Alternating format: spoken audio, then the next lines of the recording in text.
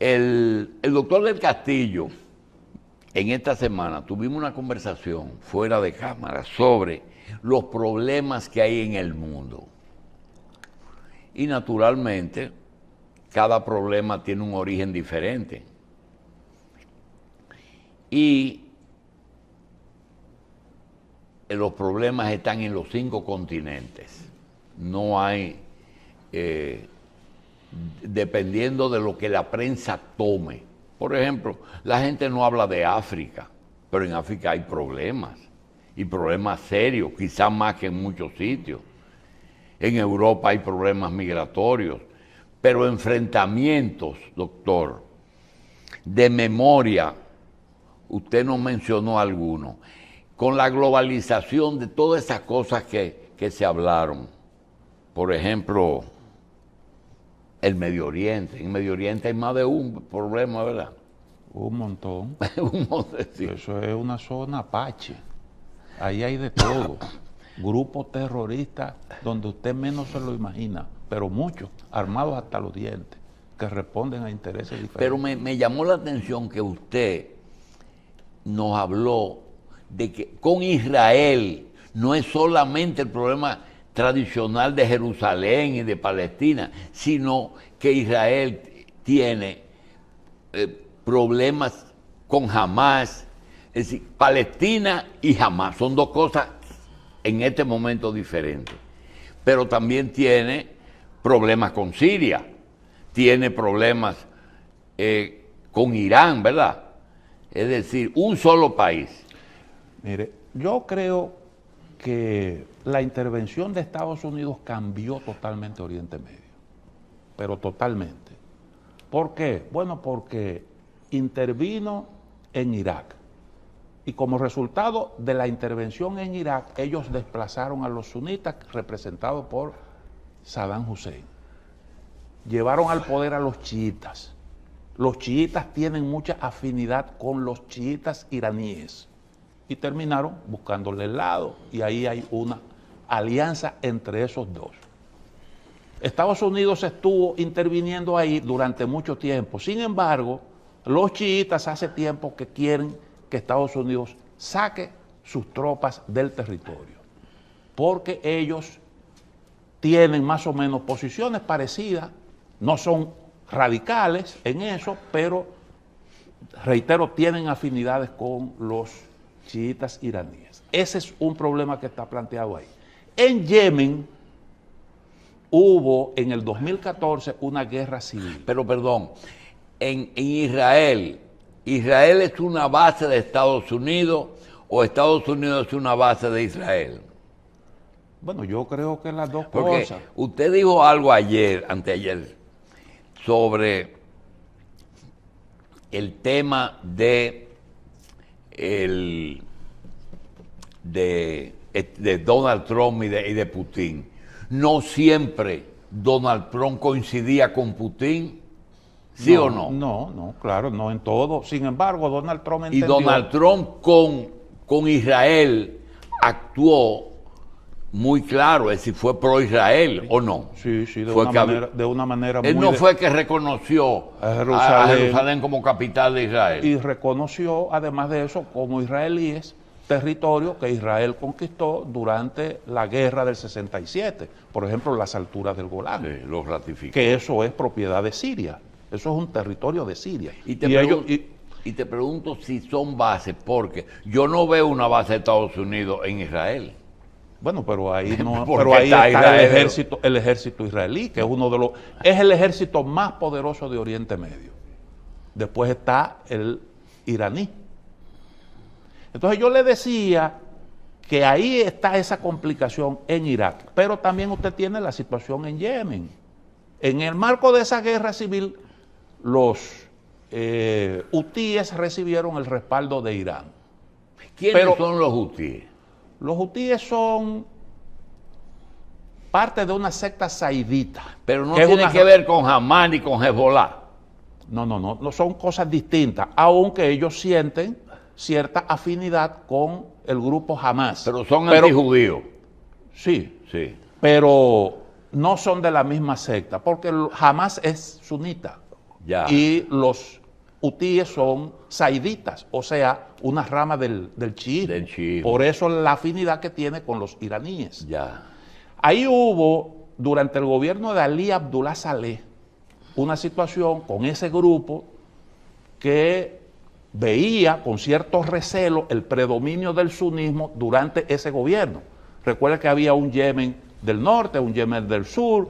Eso se reunificó cuando se desplomó la Unión Soviética, quedó como presidente Ali Abdullah Saleh. Ali Abdullah Saleh hizo una alianza con Arabia Saudita, que son sunitas también, y entonces los hutíes reclamaron derechos como secta religiosa. Asesinaron al líder, que era Muhammad al-Huti, de ahí es que viene el nombre de hutíes, y se produjo esa rebelión. Tomaron la capital, el presidente tuvo que salir del país y todavía hoy tienen el control de una parte de Yemen. En principio, la prensa internacional señaló ese grupo como un grupo de piratas que asaltaban buques que cruzaban, que entraban al Mar Rojo. Yo quiero preguntarle, ya sabemos que es una secta bien establecida, que tiene diferencias pro y contra con gobierno. Y que maneja, que domina una buena parte del del territorio de Yemen. Sí, pero cuando uno habla de bandas, oigan bien, bandas no es lo mismo que sectas. Y parece como que estamos entrando en una etapa de una descomposición de poder, en que tú tienes Haití, Ecuador y Somalia, donde están los hutíes. No, Yemen. Yemen, los yemenitas. Que hay grupos que no son fuerzas regulares, que tienen hasta territorio y poder. ¿Pueden esas tres, específicamente esos tres, valerse por sí mismos o necesariamente tienen ayuda de potencia? Por ejemplo, me dijiste que los hutíes podían tener ayuda de Irán, ¿verdad? Sí, claro, la tienen de hecho. Todas esas armas que ellos tienen en su poder fundamentalmente provienen de ahí. Además de eso, Irán ayudó a los hutíes a producir sus propias armas. Porque en México se sabe que hay un poder del narco tan poderoso que tiene incidencia en algunos estados, pero eso es una cosa diferente. Pero hábleme de los tres poderes. Pero déjeme decirle una cosa, los hutíes no se puede decir que sean una banda como tal, aunque tienen el respaldo de Irán, pero no son una banda, son grupos que representan una población, tienen el respaldo de la población, eso lo vimos ahora recientemente, manifestaciones multitudinarias. Estamos hablando de Yemen. Yemen tiene una parte en la zona de Oriente Medio y otra parte en el África. Eso es casi del tamaño de Ucrania, son más de 500.000 de kilómetros cuadrados, con una población de cerca de 30 millones de habitantes. Una parte en la península arábiga y otro en el continente africano. Entonces, y es el mismo país. Sí, eso es Yemen, un superestado en cuanto a dimensión territorial. Fíjense, Estados Unidos sacó, bueno, por ejemplo, durante el gobierno de Donald Trump, ¿qué pasó? Donald Trump tenía una política distinta a la política de los demócratas, porque él llegó a un acuerdo con Arabia Saudita para venderle armas a los sauditas. Arabia Saudita tenía una campaña de bombardeos contra los yemeníes. Eso fue un respaldo que le dio Donald Trump. Los hutíes fueron declarados una organización terrorista. Pero los saudíes ayudaron a Donald Trump incluso en su campaña con dinero. Porque dicen que la fundación de Jared Kushner, que es el yerno de Donald Trump, recibió cerca de $2.000 millones de los sauditas. Y eso es lo que explica que Joe Biden, cuando toma el poder, dice: voy a convertir a esta gente en unos parias por el asesinato de Jamal Khashoggi. Y a los hutíes los saca de esa calificación de grupo terrorista. ¿Por qué? Porque siempre los demócratas intentaron llegar a un acuerdo con Irán para evitar que Irán desarrolle armas nucleares. Fíjese que durante el gobierno de Obama se firmó ese acuerdo mediante el cual se aliviaban las sanciones contra Irán y al mismo tiempo... Y cuando hay una ayuda de ese nivel de Arabia Saudita a la campaña de Trump, ¿qué compromisos podían? Porque eso no se hace de que ahí te mandan unos cuartos, tiene que ser condicionado a tal o cual cosa. Con respecto a Irán, Donald Trump, ¿cuál fue su actitud con Irán? Él denunció el acuerdo nuclear. Él era partidario y endureció las sanciones. Coincidió con Arabia Saudita. Y le levantó la veda a la venta de armas a los saudíes. Entonces, esa es una diferencia importante. Cuando viene Joe Biden, entonces vuelve otra vez a la política de Obama, pero la realidad le da en la cara y tiene que buscarle el lado a los sauditas. ¿Por qué? Bueno, porque sencillamente Arabia Saudita ya estaba en el grupo BRICS, estaba en una relación muy estrecha con China y tenía unas buenas relaciones con Vladimir Putin. Y Arabia Saudita es una de las grandes potencias de Oriente Medio, junto con Israel, Irán, que son las potencias regionales. Y ahora que Trump está avanzando en su campaña, ¿cuáles fueron las coincidencias y las diferencias entre Trump y Putin? Bueno, yo Porque creo... parecía, inclusive aparecen hasta que Rusia lo ayudó, pero Sí, resulta incluso, que tenían sí. diferencias Sí, también. tenían diferencias porque Donald Trump estaba... Yo creo que Donald Trump estaba claro en que Rusia era un competidor. Sí. Porque yo le decía a usted, hay que notar que en el gobierno de Donald Trump, Estados Unidos se opuso al Nord Stream. Quiere decir que tenía la misma visión del gobierno de Biden. No conviene esa dependencia de los productos energéticos de Rusia porque eso condiciona la política europea. Y estamos hablando, el Nord Stream 2 iba a alimentar directamente a Alemania. Alemania, la gran potencia de Europa, el motor económico de la Unión Europea y el país políticamente más influyente. Si tú caes en una dependencia de los recursos energéticos de Rusia, ahí tenemos un problema, porque tenía excelentes relaciones con Rusia, inversiones en Rusia, pero también una dependencia comercial de China. Pero el poder alemán bajó un poco después del problema con Rusia.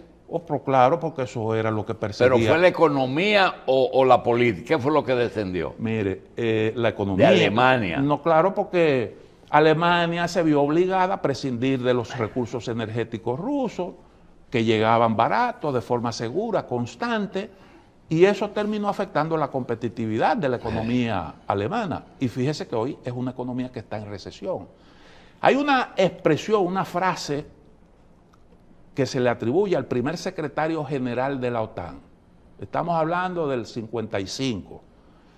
La función de la OTAN, decía él, es mantener a Estados Unidos dentro, o sea, dentro de Europa, a los soviéticos fuera y bajo control a Alemania. En ese momento Alemania no era parte de la OTAN. En ese momento no lo era. 10 años después de finalizar la guerra. Después, exactamente. Entonces, eso refleja el criterio que tenía Estados Unidos con respecto a Alemania. En algún momento Alemania volverá a ser un gran jugador. Y Estados Unidos siempre ha tenido esa preocupación. Entonces, meter a Estados Unidos, sacar a Rusia y hacer líder a Alemania. No, mantener a Alemania bajo control. Bajo control, para que no vuelva a ser un... Porque hay que tener cuidado con eso. Y después de la reunificación, bueno, hubo cosas que se disiparon, desapareció la Unión Soviética, las cosas cambiaron, pero de todos modos, con el tiempo que se vio ese acercamiento de Alemania con China, Alemania estaba casi en la ruta de la seda. China utiliza los puertos alemanes para distribuir sus mercancías por toda Europa y compró una parte del puerto de Hamburgo, que es uno de los principales puertos de Alemania. Estados Unidos veía eso con recelo además del proyecto Nord Stream 2, ampliando. ¿Y por dónde llega eso a puertos alemanes? ¿El qué? Esa mercancía de China, ¿por qué barcos? Ojo, pero aquí hay una ruta que une el territorio de China por tren a toda Europa. Llega. Por tren. A toda Europa Por llega. tren. Pero no es la que entra por el Mar Rojo, se mete en el Mediterráneo y da la vuelta. No, esa es la que va por tren.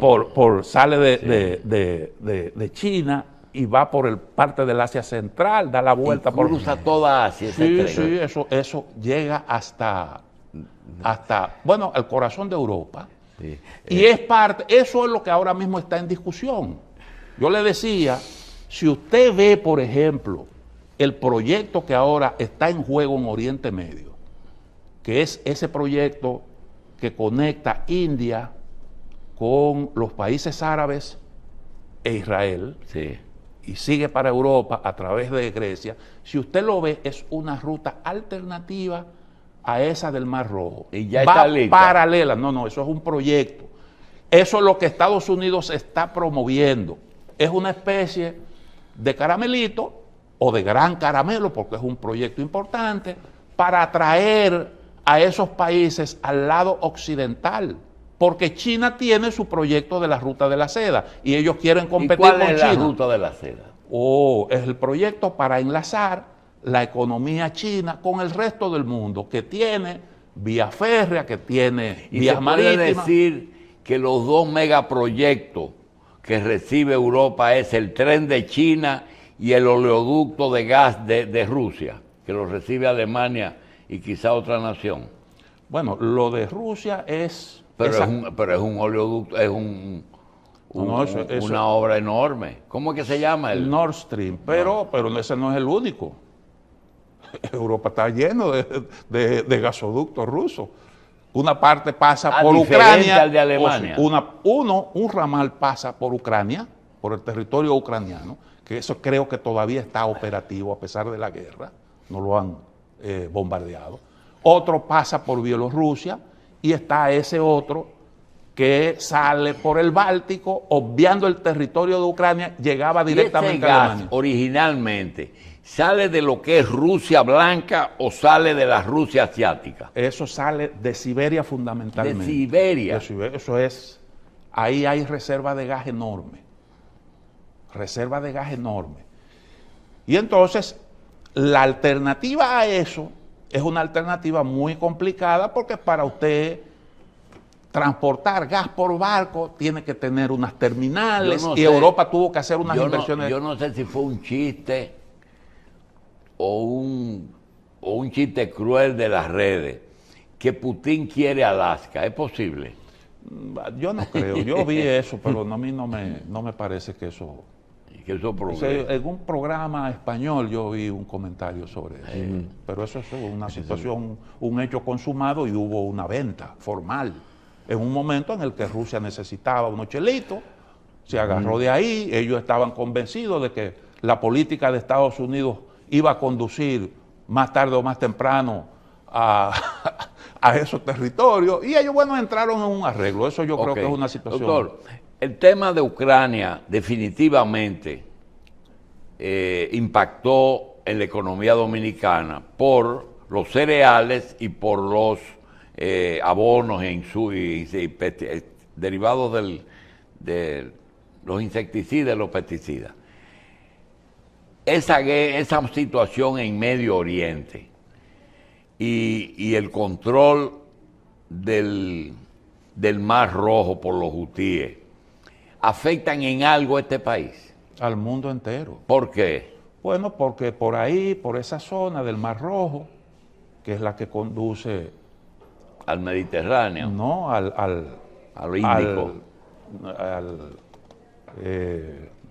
¿Cómo que se llama? El canal el canal de Suez. Al estrecho al canal de Suez.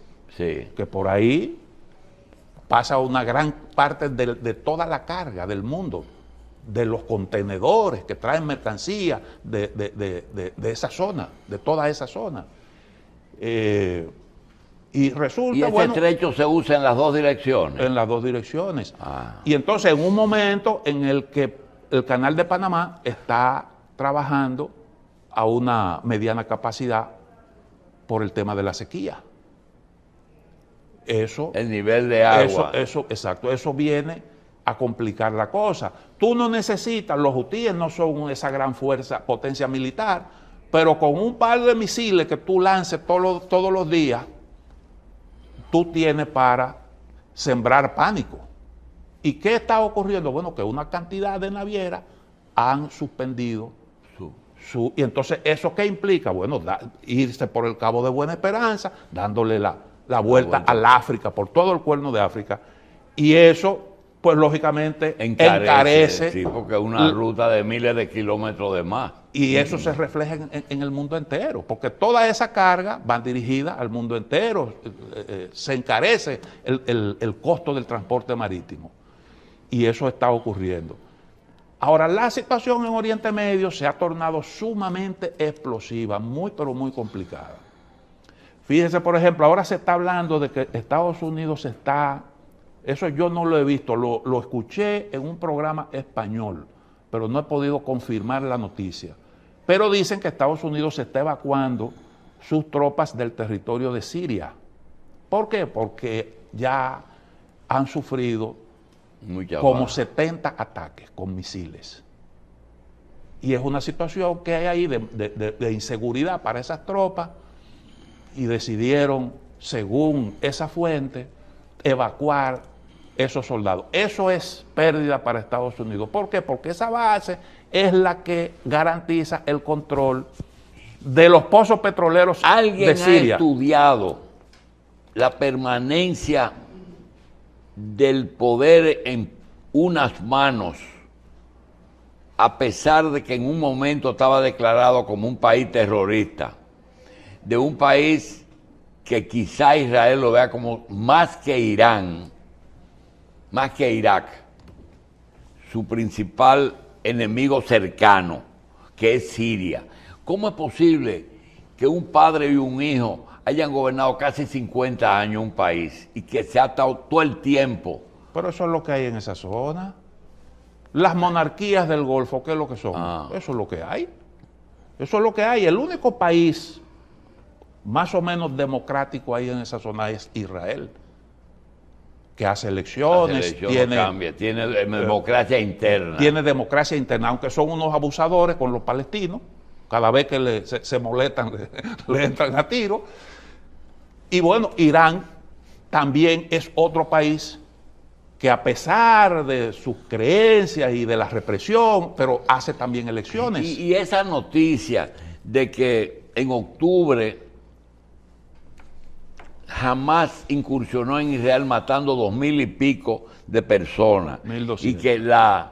y que la respuesta fue la que hasta hoy lleva, que es 25,000, casi 30,000 personas de Hamás. Alguien dijo, y parece que lo dijo alguien que tiene cierta credibilidad, que es posible que Israel haya provocado su propio holocausto, es decir, esas muertes. Eso lo dijo, dijo quién? Eso lo dijo nada más y nada menos que Josep Borrell. Que es el jefe de la diplomacia europea. Lo dijo ahora recientemente en una actividad que hubo en una universidad en Valladolid, España. ¿Y qué dijo? Que Israel había financiado Hamás. Es que eso se sabe desde hace mucho tiempo. Eso se sabe desde hace mucho tiempo, que Israel fue el que creó eso. ¿Para qué lo creó? Para dividir primero a los palestinos y para justificar su oposición a la solución 2 estados. Ese era el objetivo. Ahora yo pregunto, Occidente no sabía eso. Ahora es que lo está descubriendo.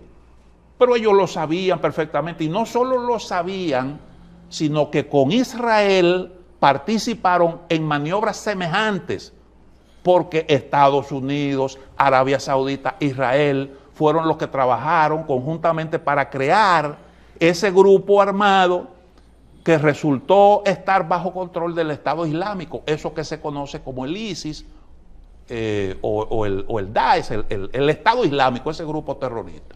Ellos fueron los que lo crearon, es decir, la misma fórmula. Pero ya eso se había utilizado con Al Qaeda. ¿Quién era Osama Bin Laden?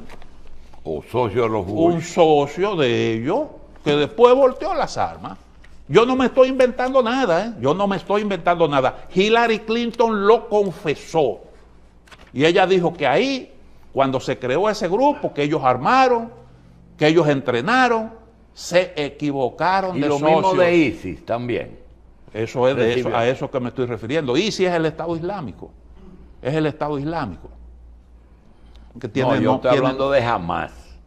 No, bueno, Hamás fue una creación, es lo que yo le estoy diciendo. Fue una creación de Israel. Ahora yo pregunto, si Hamás es un grupo terrorista, ¿cómo se le puede llamar al que creó al grupo terrorista? Pero es el problema que tú sabes que ¿Y por qué usted está sancionando a Hamás y no sanciona al que lo creó? No, lo que pasa es que hay algo que yo te confieso que yo no he podido hablarle aquí a la gente y tratar de transmitirle la verdad.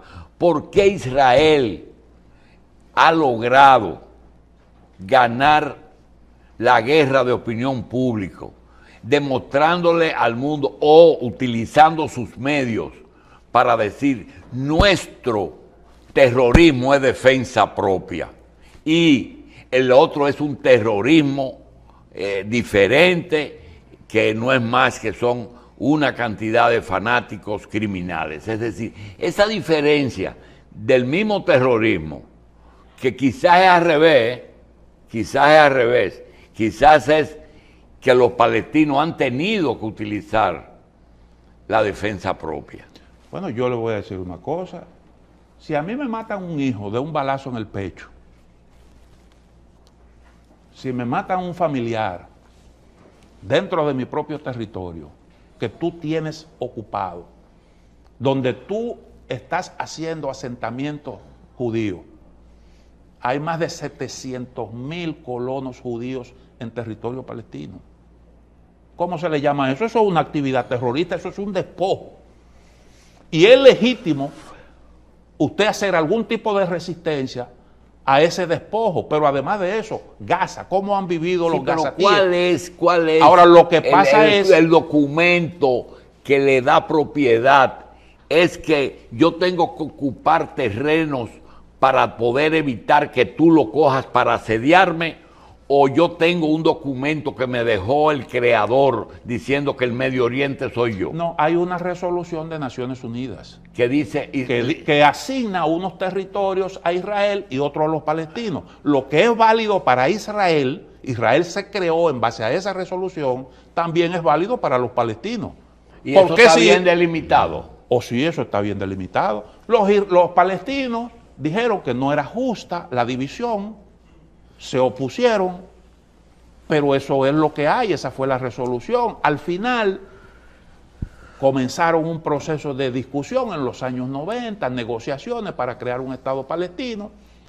Eso se logró parcialmente, pero luego entonces hubo oposición del extremo palestino, representado por Hamás, que atacó esos acuerdos, y del extremo israelí, que tampoco... Pero ya Israel tiene más territorio que el que le asigna a las Naciones Unidas. Claro, porque ellos ocuparon los territorios palestinos en el 67, incluyendo Jerusalén. Jerusalén estaba, creo que era en manos de Egipto. Creo que lo administraba. ¿Cuál es la situación de Jordania? Bueno, Jordania es un... Pero con Jordania su territorio no ha sido tocado, ¿verdad? No, Jordania administraba. Porque tú entras a Israel por Jordania.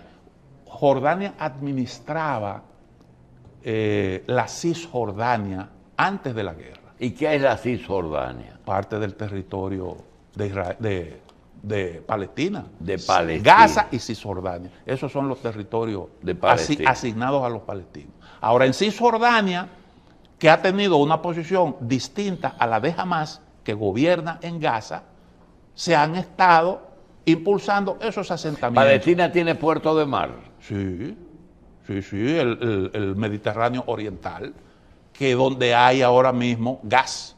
¿Y qué pasa en la frontera entre Egipto y Israel? Ah, bueno, ese es un tema sumamente delicado. ¿Por qué? Bueno, Ahí fue la guerra. Porque por ahí entra todo lo que llega de forma ilegal a Gaza, entra por ahí. Pero entra por ahí por unas redes de túneles que dicen que son cientos de túneles que han construido ahí los palestinos.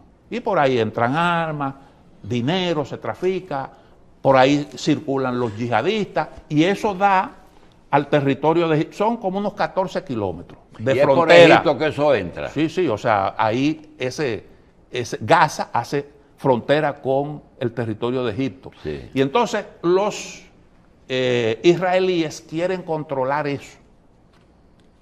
Quieren controlar esa franja, porque ellos dicen, mientras no se controle eso, no hay solución a este problema porque las armas van a seguir entrando y los yihadistas se van a seguir moviendo a sus anchas. Y entonces con Estados Unidos tienen un proyecto para hacer una gran excavación de 1 kilómetro de profundidad. Y de esa manera, entonces, bloquear toda la zona fronteriza. Antes de que los hermanos musulmanes ganasen las elecciones en Egipto, antes de que, y después que se depuso o que murió Mubarak o se depuso ese gobierno, surgió una versión de que Estados Unidos estaba gastando $5.000 millones en asesorías a las Fuerzas Armadas egipcios. ¿Qué beneficio tiene Estados Unidos de eso? Acuérdese que hubo los acuerdos, el acuerdo aquel de paz que promovió Carter, el acuerdo de Camp David. Mediante ese acuerdo Israel le devolvió los territorios egipcios que había ocupado y entonces Egipto se convirtió en un aliado de Estados Unidos. Y es importante en una zona tan delicada como esa. Y es cierto que recibe una ayuda multimillonaria. Estamos hablando de cerca son mil y tantos millones de dólares al año. Bueno, ¿por qué ahora mismo está en la justicia Bob Menéndez? ¿Por qué está Bob Menéndez en la justicia? Bueno, porque sirvió de lobista ilegalmente de los egipcios. Oh, yo pensaba que para un programa de Cuba. No, no, ese otro. Bien, vamos a hacer una pausa y volvemos en un momentico.